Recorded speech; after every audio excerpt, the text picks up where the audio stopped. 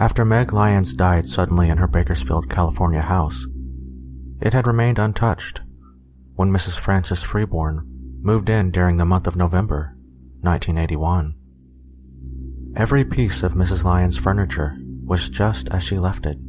Her clothes still filled the closets and dressers.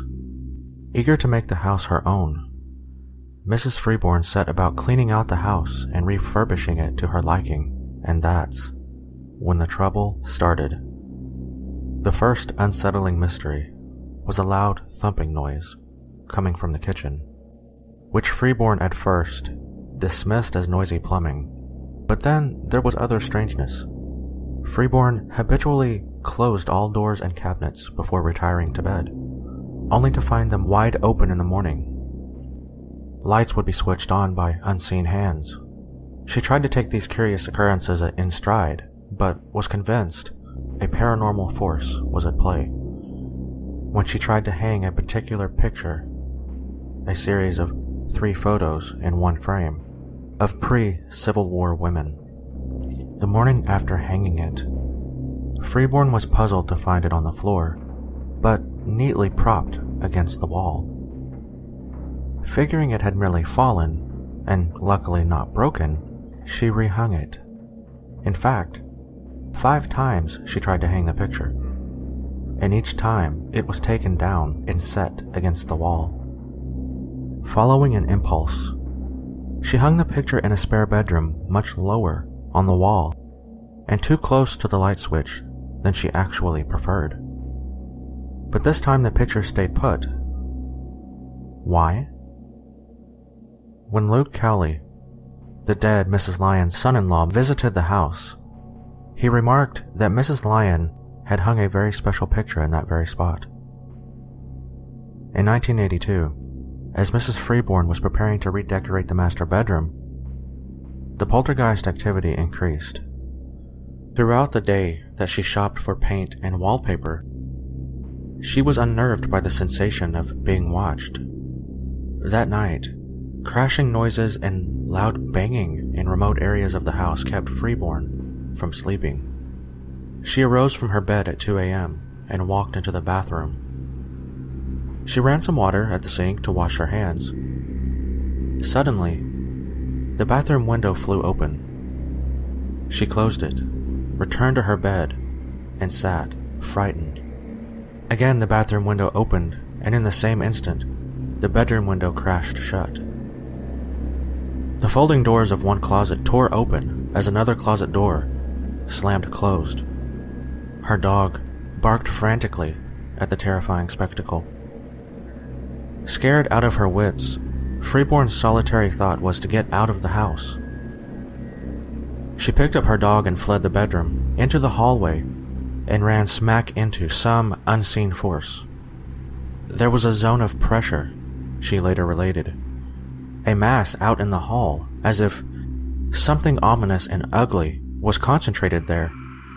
3 distinct forces were in that hallway, she insisted. 1 to each side of her, and 1 blocking her way out. Gathering all her courage, she shouted for whatever was there to get out of the way, and forced her way past the dark presences. Somehow, she sensed that the 2 entities at her sides were surprised that she was able to do this, and she felt that the entity in front of her was knocked back. She ran out of the back door and sped away in her car, still wearing her nightgown. Number 2. Some teenagers think it's fun or cool to go traipsing around disrespectfully in cemeteries on Halloween. If you've considered such an outing, consider too that you might be disturbing those who rest there, and something might even follow you home.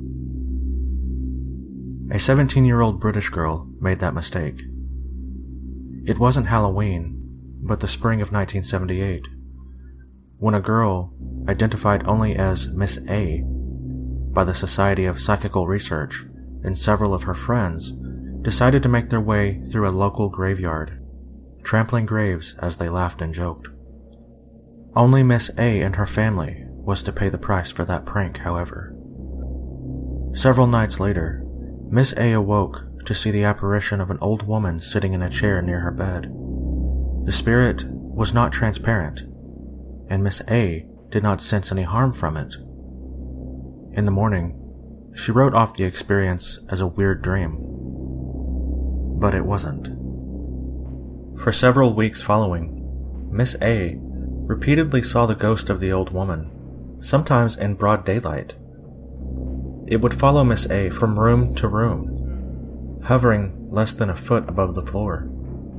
At times, it watched her every move, following her, and would freeze in place whenever she turned to confront it. And soon, the encounters became more threatening. While making tea one day, she felt an unseen force grab the tea kettle, filled with boiling water, and twist it in her hands. Miss A felt that the entity was trying to scold her. Finally, she told her mother of these bizarre experiences. Mrs. A was skeptical at first until she too saw the old woman drift across the downstairs hall and disappear into her room. The entity continued to make its presence felt. On one occasion, it wrenched the vacuum cleaner from Mrs. A's hands. It would sometimes push or pull against doors that family members were trying to open or close. Miss A's father, the most die-hard skeptic of the group, was even forced to believe when loud rapping noises awakened the entire household, and later when he could not explain water incessantly dripping from the kitchen ceiling. A plumber could find no leak. The poltergeist activity escalated. Loud banging, unexplained snoring sounds, objects moved about. Then, it seemed the entity attempted to make its identity known. Miss A was sitting with her father one day when she suddenly fell into a trance. She began to speak of another life, as the daughter of a French doctor in the 1800s. After this incident, Miss A's behavior changed noticeably, and she appeared to be endowed with unexplained psychic powers. She could bend the tines of a fork just by brushing them with her fingers. Doctors and other investigators could find no rational explanation for what was happening to the A family. But they could endure no more. Miss A and her family moved out of their home of 11 years. But the ghost was to give Miss A one last life-threatening scare. Out of a nagging curiosity, Miss A returned to the empty house one day. She found the back door broken and open. She went in. She picked up the telephone to see if it was working. Suddenly, something grabbed her by the throat. Icy, unseen fingers had grabbed Miss A by the neck and were choking her. Terrified, she managed to pull herself away and ran out the front door. Needless to say, she never returned. Number 1. By now, it must be clear to you that not all hauntings are benign. They can sometimes, although rarely, be far more physical and threatening than a fleeting shadow. What took place at the Mackey Farmhouse beginning in February 1695, for example, is one of the most active and violent poltergeist cases on record. It was also well documented, having been witnessed and experienced by more than a dozen upstanding members of the Scottish community. Andrew Mackey, described by neighbors as honest, civil, and harmless, lived in the modest farmhouse with his wife and children. The property had been known to be haunted, but the Mackeys experienced nothing out of the ordinary there. Until that February. The attack on the Mackeys began with an assault of stones and other objects, thrown by some invisible force. Several family members were struck and injured by the missiles. The family sought the counsel of Alexander Telfair, the parish minister, who upon arrival experienced firsthand the bewildering phenomena. Whatever the entity was, it molested me mightily, Telfair said. Threw stones among other things at me, and beat me several times on the shoulders and sides with a great staff, so that those who were present heard the noise of the blows.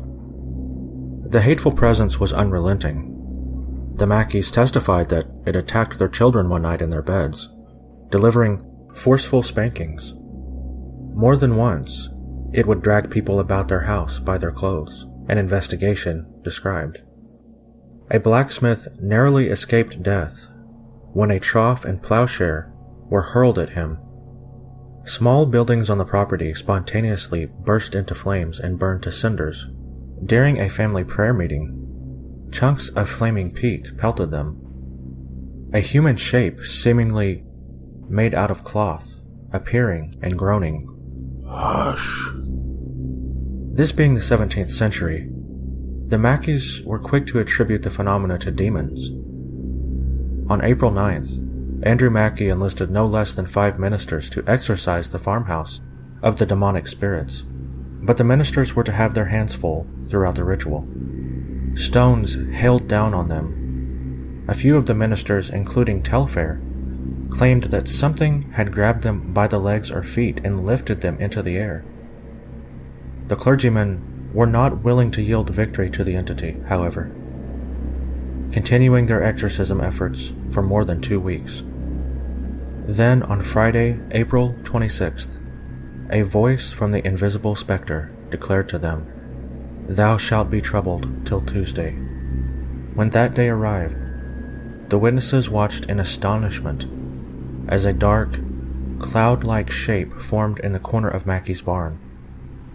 As they stared, the cloud grew larger and blacker until it nearly filled the entire building. Blobs of mud flew out of the cloud into the faces of the witnesses. Some were gripped by some vice-like force, and then it vanished, just as it promised that it would.